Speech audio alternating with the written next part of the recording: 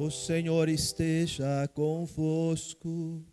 Ele está no meio de nós. Proclamação do Evangelho de Jesus Cristo, segundo São Lucas. Glória a vós, Senhor.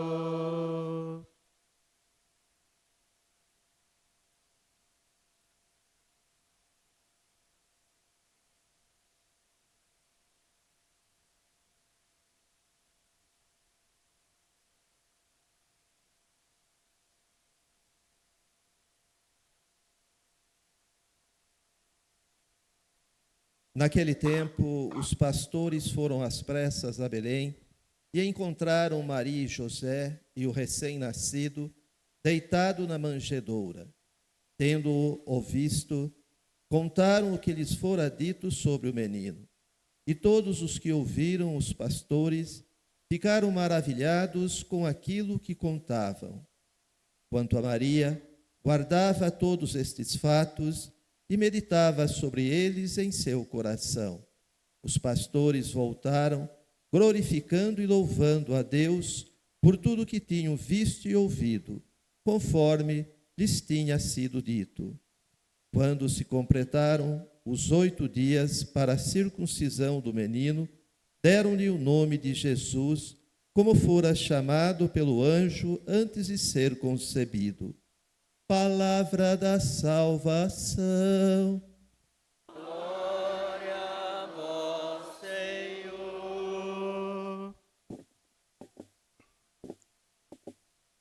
Que as palavras do Santo Evangelho perdoem os nossos pecados. Assim seja. Podem sentar um pouquinho.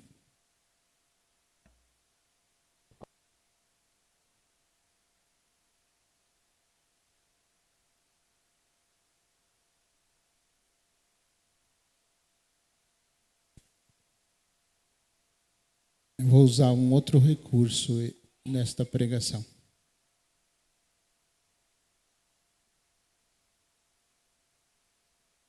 Ficar mais perto e ao mesmo tempo mais longe. Eu tive a graça de escrever uma meditação.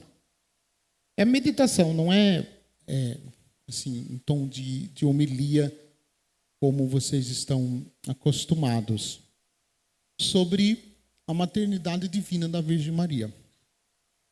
É um mistério muito grande, é um mistério profundo, né, que a gente não dá conta de captar, né, com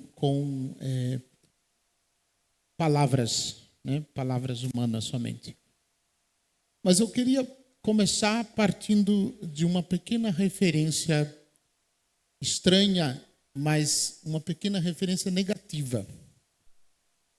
Tempos atrás, eu vi circulando nas redes sociais de perfis de católicos, também de católicos e de não católicos, a publicação de um vídeo de um pastor que fala que a Santíssima Virgem Maria não pode ser mãe de Deus simplesmente pelo fato dela ser, entre aspas, mais velha do que Deus.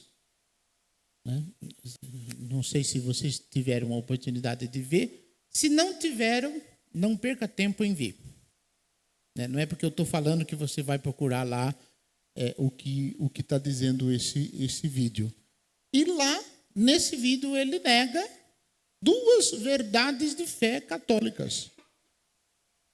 A verdade de que a Santíssima Virgem Maria é mãe de Deus e a verdade de que Deus não teve princípio.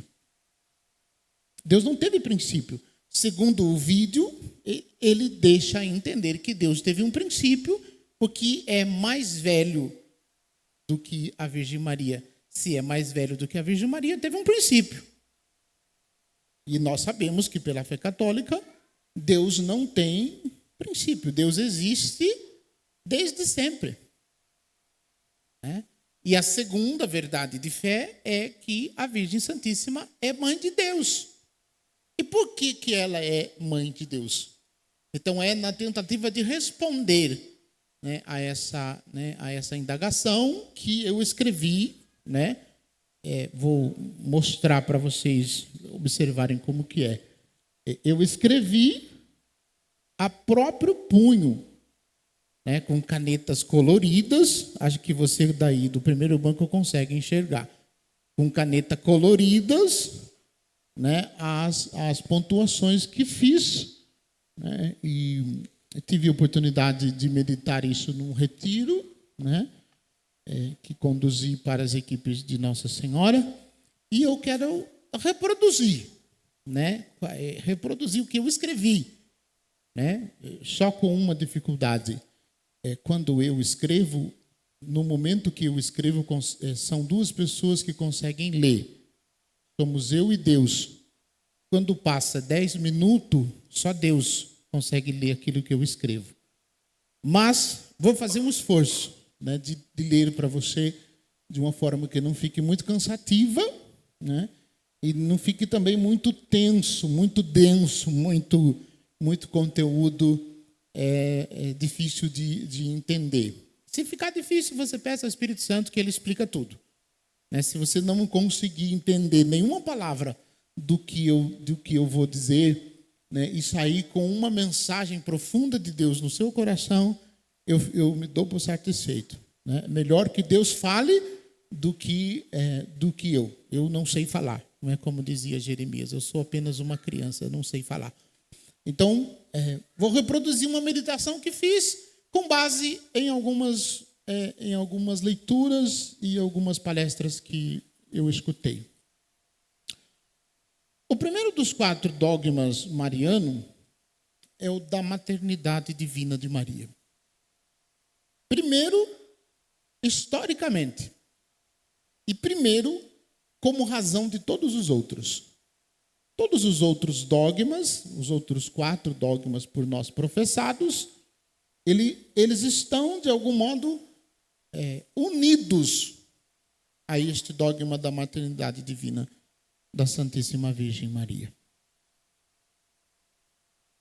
Primeiro, historicamente, então, e primeiro como razão de todos os outros.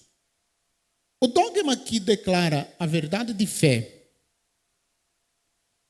que Maria é mãe de Deus, foi proclamado pelo Concílio de Éfeso, ontem, praticamente, no ano de 431. Ontem, praticamente. Então, isso só para afirmar que a devoção à Virgem Santíssima como Mãe de Deus, datada de 431. Mas antes, né, já se tinha essa devoção. E segundo diz a tradição, o primeiro a ensinar sobre a maternidade divina da Virgem Maria é o evangelista Lucas. Segundo diz, né, alguns historiadores, ele teria sido o primeiro a desenhar um ícone da Santíssima Virgem Maria, conhecida, né, como por todo mundo e divulgada pelos redentoristas como Nossa Senhora do Perpétuo Socorro. É um ícone, né, segundo conta alguns historiadores, teria sido desenhado pelo evangelista São Lucas. A partir daí que se criou, então, já a devoção a Nossa Senhora como Mãe de Deus. Maria recebeu o título de Theotokos, palavra grega, que diz exatamente Mãe de Deus. E porque foi julgado insuficiente o título de Christotokos, isto é, Mãe do Cristo. Controvérsia entre Nestório e Cirilo de Alexandria. Nestório era um bispo que ensinava que Maria era somente mãe do Cristo homem. Somente mãe do Cristo homem. Porque lhe parecia absurdo uma criatura ser mãe do Criador. Então, era mãe do Cristo homem. E, portanto, nessa corrente de pensamento, Cristo não tinha origem divina, era somente humano. Né? É exatamente este o pano de fundo das heresias protestantes, de alguns segmentos protestantes, que negam a maternidade divina da Virgem Maria. Então, está no coração desses irmãos de outras religiões que negam e fazem questão de jogar na cara de nós católicos essa mentira, né? É porque estão seguindo a doutrina de Nestório. Né? Nestório era um bispo lá dos primeiros séculos que ensinava isso. E Nestório tinha um combatente, né? Perdoe-me a palavra, vocês vão entender. Nestório tinha um combatente católico, Cirilo de Alexandria. Cirilo ensinava, contestando os ensinamentos de Nestório, né, com veemência, afirmando que não só podia haver, né, que não podia haver dois Cristos. Então, se Maria é mãe do Cristo homem, né, supunha-se que existia também um Cristo Deus. E ele dizia, não pode existir dois Cristos. Né? Um que seja divino e outro que seja humano. Não tem como. Então, se não pode existir dois Cristos, portanto, a maternidade divina de Maria, quanto humana, tanto divina quanto humana, ela era verdadeiramente Theotokos, mãe de Deus. E aí nós vamos ver mais adiante essa expressão. O concílio de Éfeso, em 441, deu razão a Cirilo e declarou herética a doutrina de Nestório. Nitidamente, então, declarou herética a doutrina e a posição de Nestório. E humildemente, né, essa é uma virtude de Nestório, né, apesar de ele ter causado um pouco de alvoroço e confusão, ele se demonstrou humilde.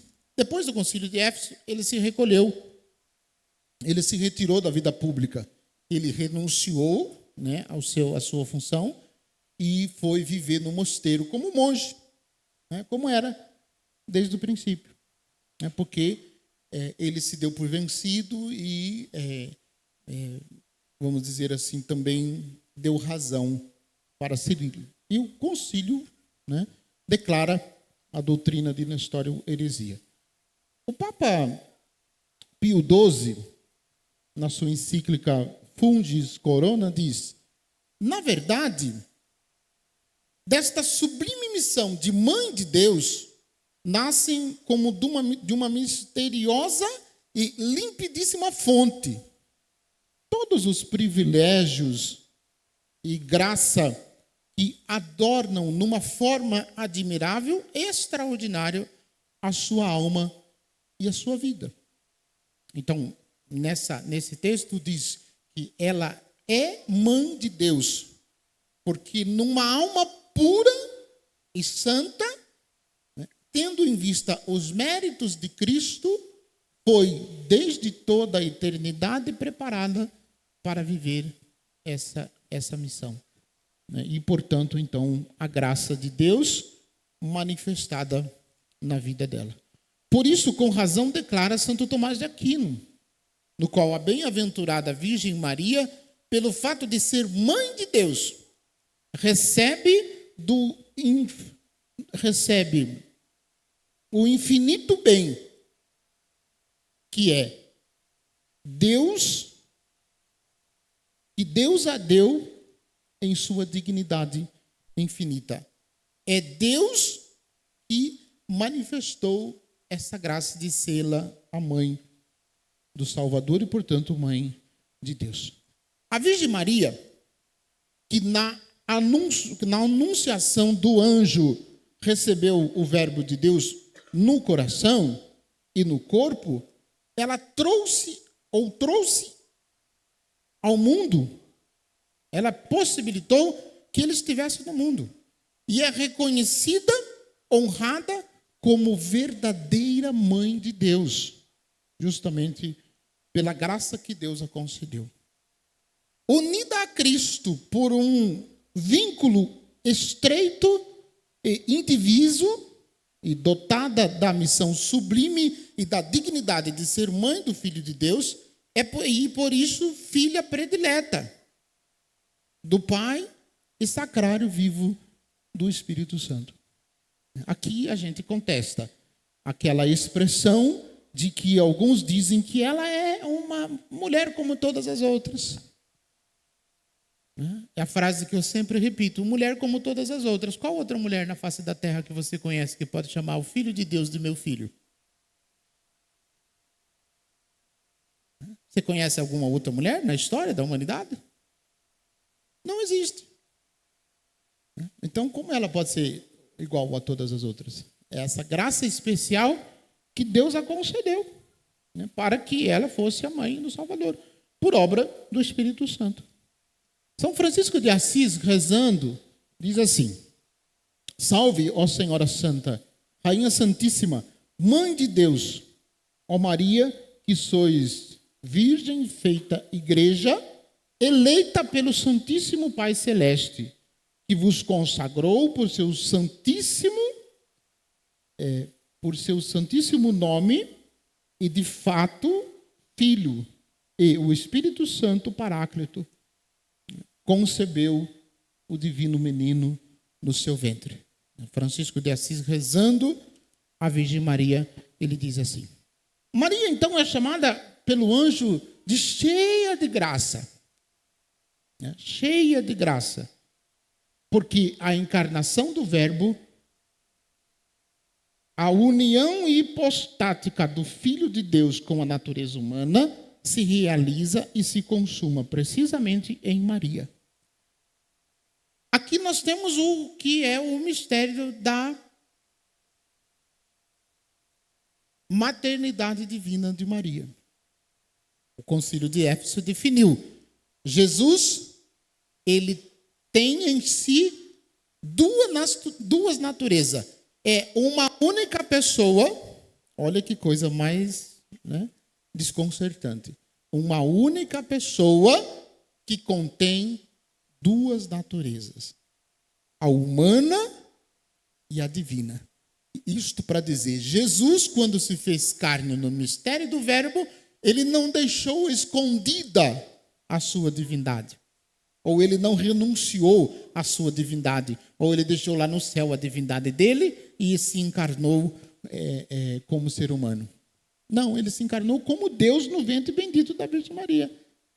Então ele tem em si as duas naturezas, a humana e a divina. De modo que as duas naturezas na pessoa de Jesus estão perfeitamente unidas. Não tem como separar o que é divino e o que é humano em Jesus. Isso chama-se, né, na teologia, união hipostática. É a união das duas naturezas, das duas naturezas na pessoa de Jesus, a humana e a divina. Por isso nós professamos: Jesus é 100% Deus e 100% homem. E se ele é 100% Deus, 100% homem, nascido da Virgem Maria, a Virgem Maria é o quê? Mãe de Deus.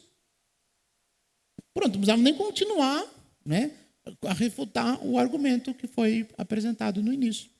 Somente por isso já se percebe. Mas tem mais. Né? Tem mais.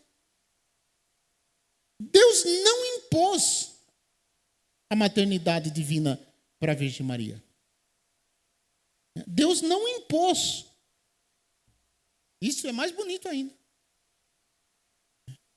Mas ele pediu consentimento. Ele pediu consentimento.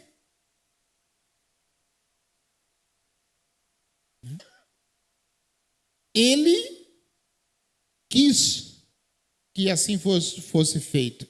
E pede o consentimento de Maria. Elege-a desde toda a criação do mundo ornou-a com todas as bênçãos e graças, mas aguardou o seu sim.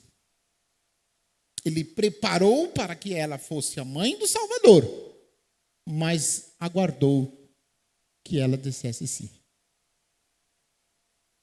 Olha que coisa extraordinária isso.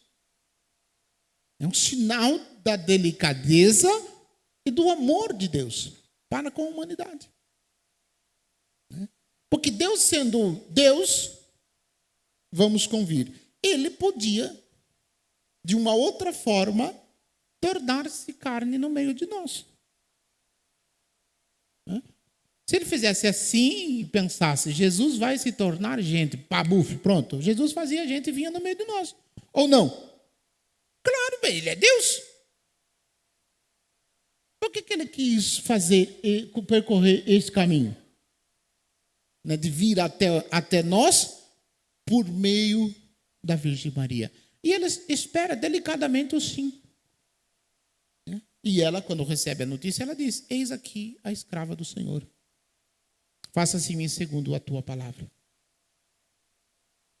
Deus ornou-a com tantas graças e bênçãos, mas aguardou o seu sim, a sua disponibilidade. Que sublime humildade! Que sublime humildade é esta? Que quem soube ceder às honras,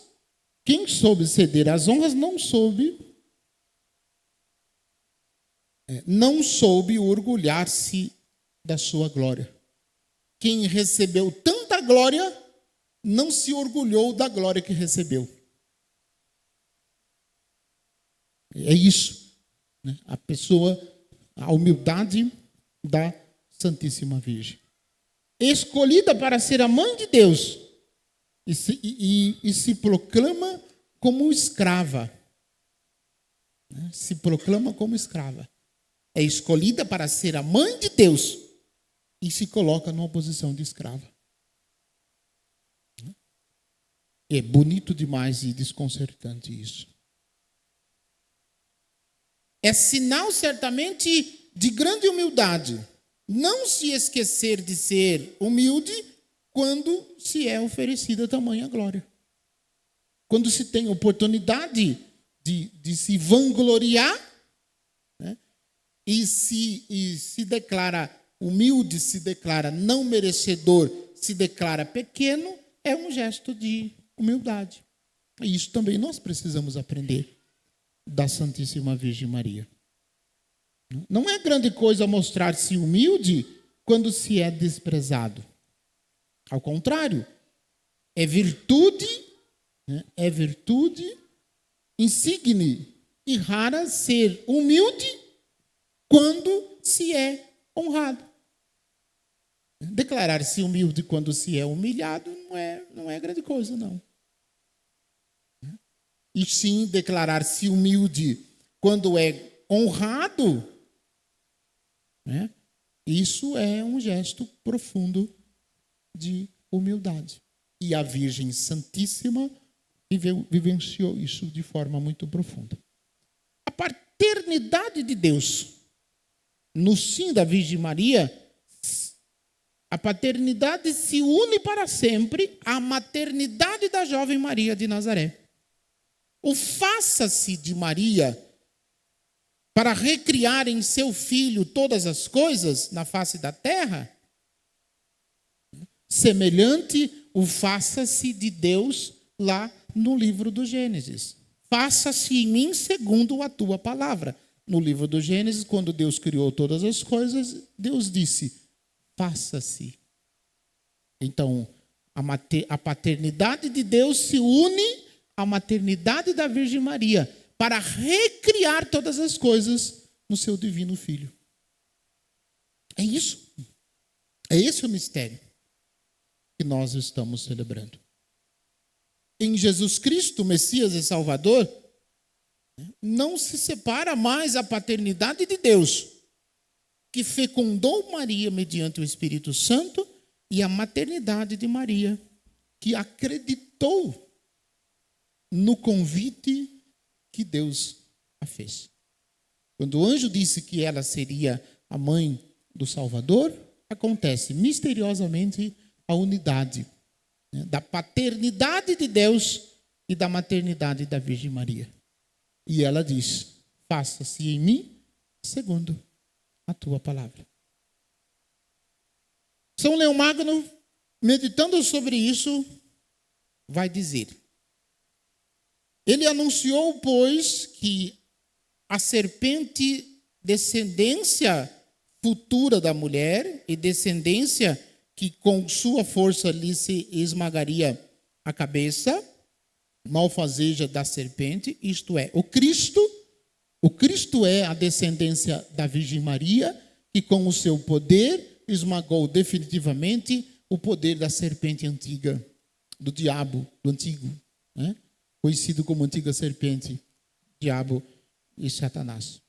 Portanto, Cristo que viria na carne, né, designando assim aquele que ao mesmo tempo é Deus e homem, nascido de uma virgem, condenaria por seu nascimento sem mancha, ou profanador, condenaria para sempre o profanador da raça humana.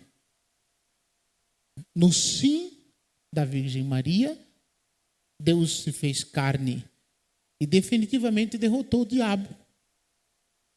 Sim, definitivamente derrotou o diabo. Por isso que nós precisamos nos aproximar dela, né, para nos livrar dos perigos que o demônio apresenta para nós, para nos afastar de Deus. Isso é um modo novo, porque invisível, por natureza, tornou-se visível em nossa natureza.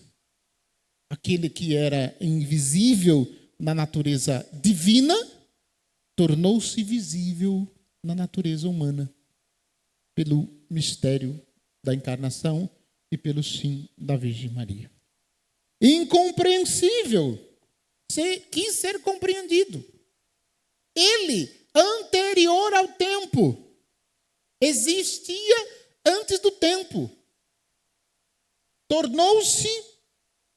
Começou a estar no tempo, fazendo-se presente no ventre da Virgem Maria. Quando ele se fez presente no ventre da Virgem Maria, ele já existiu. Mas o tempo, por ele foi criado. E ele entrou no tempo ao se fazer carne.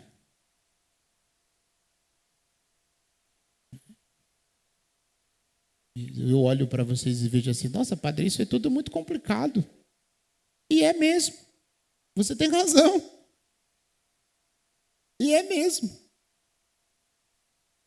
Mas é desse mistério, é desta realidade misteriosa que tudo se origina. Tudo tem a sua origem. O mistério da nossa fé, tudo que nós vamos professar na nossa fé, ele tem esse fundamento.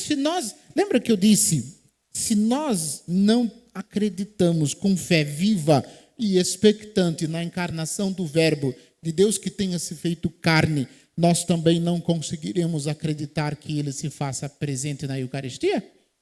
Lembra disso que eu falei? Então, está relacionado. O único Deus, a única religião na história do mundo que acredita que Deus tenha se feito carne. Você pode pesquisar as histórias das religiões, nenhuma outra religião você vai encontrar. Então, por mais que seja difícil da gente compreender, né, difícil da gente entender isso, mas é dessa preciosidade que está a nossa fé. É daí que origina a nossa fé, porque isso nós acreditamos. Por isso eu sou católico. Por isso eu sou católico. E por isso, né, com a graça de Deus aí de morrer católico. Porque não tem disso nenhuma outra religião. Sem ofensa aos nossos irmãos de outras religiões. Estou falando para católicos. Não estou ofendendo os nossos irmãos de outras religiões. Mas essa é a certeza da nossa fé. De mais de 2000 anos o Senhor do Universo tornou a condição de servo velado velado o brilho de sua majestade. Tornou-se servo, né, como que não escondendo, mas velado, né, a sua majestade. Deus impassível não se dignou ser homem passível. Imortal aceitou submeter-se às leis da morte. Um nascimento novo também. Nascimento novo, esse pela qual ele quis nascer. Concebido por uma virgem, nascido de uma virgem, sem que um pai misturasse a isso o seu desejo carnal, sem que fosse atingida a integridade da sua mãe.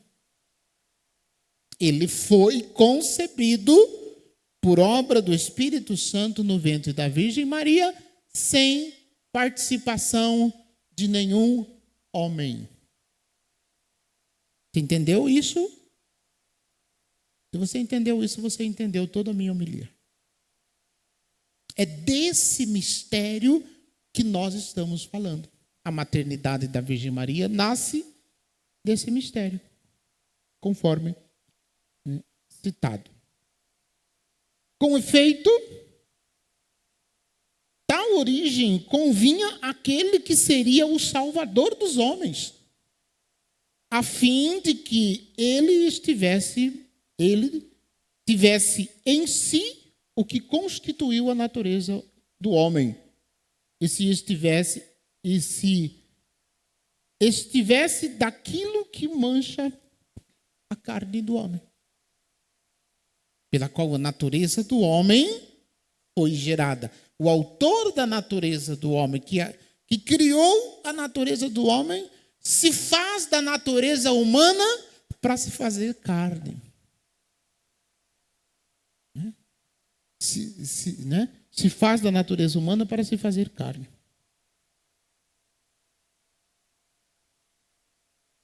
Por que cremos que as palavras "quem velará sua geração" se referem-se não só ao mistério segundo a qual o Filho de Deus é coeterno com o Pai, mas também o seu nascimento pela qual o Verbo se fez carne. Isto é, ele continuou sendo Deus. É igual na sua natureza divina a Deus Pai e ao Espírito Santo. É igual. E sendo igual na natureza divina, se fez carne, tornando-se também igual ao ser humano pela qual ele assumiu. Não é demais essa coisa, querido? Não é profundo demais? Medite sobre isso. Reze sobre isso. Não precisa entender nada que o pai está falando, mas reza sobre isso. Deus eterno e todo-poderoso, Criador de todas as coisas, se fez carne, se fez gente, se fez um de nós, e se fez um de nós no ventre bendito de uma santa virgem, de uma mulherzinha, de uma jovenzinha, de uma virgem. Habitou no meio de nós. É isso. Assim, aquele que, em sua condição de Deus, fez o homem, enquanto Deus fez o homem, em sua condição de servo, se fez homem. Enquanto Deus fez o homem, enquanto na sua condição de servo, fez-se homem. Mas um com o outro, é Deus pelo poder da natureza que assume. Um com o outro é homem pela humanidade da natureza assumida. É Deus pelo poder da natureza que assume. E é homem pela humanidade da natureza assumida. Portanto, na natureza completa e perfeita de verdadeiro homem, nasceu o verdadeiro Deus. Todo no que lhe pertence e todo no que é nosso. Todo no que é de Deus e todo no que é nosso. É Deus 100% e é homem 100%. As duas naturezas numa mesma pessoa. Ele assumiu a condição de servo sem mancha do pecado, elevando a humanidade. Ele não diminuiu a dignidade do ser humano. Porque o aniquilamento pela qual a sua misericórdia, né, pelo aniquilamento pela qual a sua invisibilidade tornou-se visível, foi abaixamento de sua misericórdia, não falta de poder. Porque o aniquilamento pela qual o invisível tornou-se visível foi abaixamento de sua misericórdia, não falta de poder. A misericórdia desceu aos pecadores, a verdade aos desviados, a vida aos mortos, de modo que o Verbo coeterno com o Pai e igual a Ele, assumiu a humanidade da nossa natureza para uni-la a Ele. Assumiu a humanidade da nossa assumiu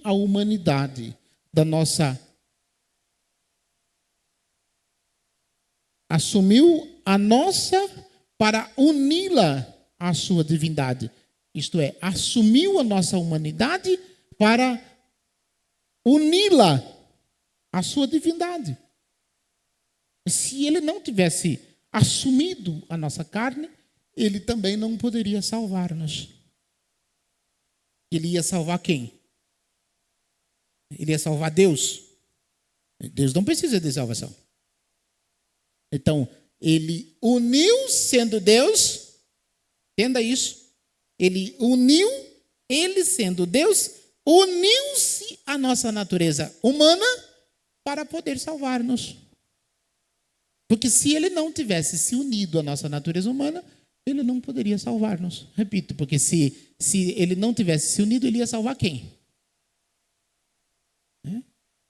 Então, é forte. É forte isso. Peça ao Espírito Santo que entenda, né, que dê a você o dom de entendimento dessa realidade que nós estamos manifestando.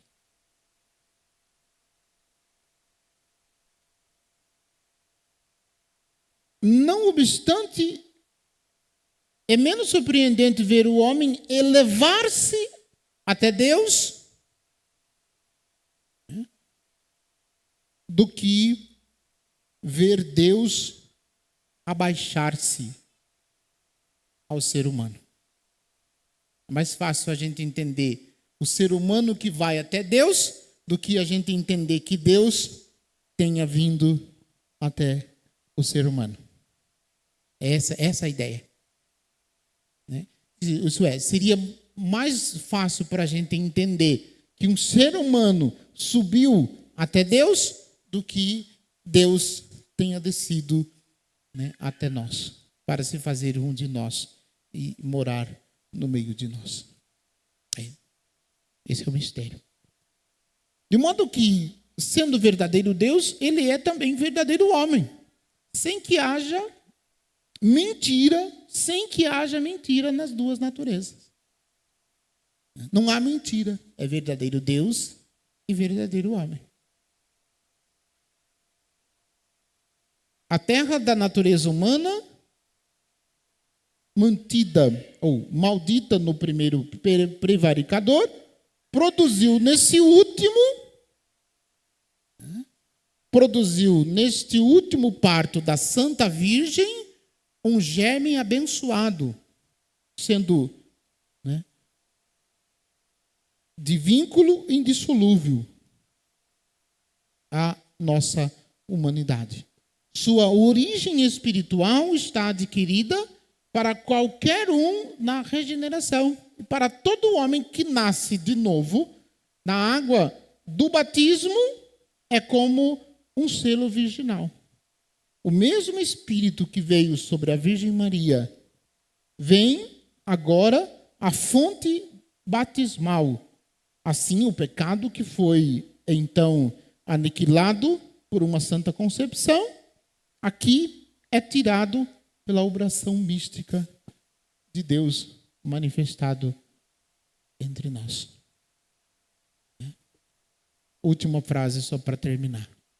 O mesmo Espírito que veio sobre a Virgem Maria vem agora na fonte batismal. Assim, o pecado, que foi o aniquilamento da nossa natureza humana, por sua santa concepção, é agora aniquilado e tirado pela oblação mística da presença do Espírito Santo. E aí eu completo com duas frases que não está escrito aqui. Essas duas frases eu não escrevi. Então, o mesmo Espírito Santo que gerou de forma misteriosa Jesus no ventre bendito da Virgem Maria, gera Jesus no Santíssimo Sacramento do altar e gera Jesus na sua vida e no seu coração. Pronto, se você entendeu essas últimas 3 frases que eu disse, o restante não precisa nem entender. Basta só essas 3 frases. Então, o mesmo Espírito Santo que gerou Jesus no ventre da Virgem Maria, gera Jesus aqui no altar, no Santíssimo Sacramento da Eucaristia, e gera Jesus em você. Se você entendeu isso, já valeu a pena a homilia do Padre. Então, nós precisamos, daqui para frente, celebrando Santa Maria, Mãe de Deus, nós precisamos permitir que Jesus seja gerado em nós. São 2 que podem gerar Jesus em nós: o Espírito Santo e a Virgem Maria. O Espírito Santo e a Virgem Maria. Os 2 podem gerar Jesus em nós, do mesmo jeito que eles geraram Jesus para este mundo. Então busquemos esta intimidade com a Santíssima Virgem Maria. E eu ia pedir desculpa por ter te segurado ou fazendo você ficar sentado ouvindo esta homilia. Mas eu não vou pedir desculpa porque você não vai ter oportunidade de ouvir isso outra vez.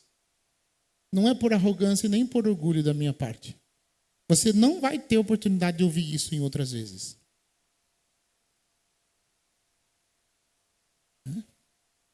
Isso vai ficar como um martelinho na sua cabeça, assim, ó. Tem, tem, tem, tem. Viu? Vai ficar. Olha, o menino já reproduziu o que o padre falou. Então, que a Santíssima Virgem e o Espírito Santo gere Jesus em nós, para que a gente seja melhor e neste mundo seja mais humano e mais fraterno, porque nós somos mais de Deus e seremos mais de Deus durante todo este novo ano que se inicia. Se formos mais de Deus, certamente o mundo será mais humano. Se formos menos de Deus, certamente o mundo será mais desumano.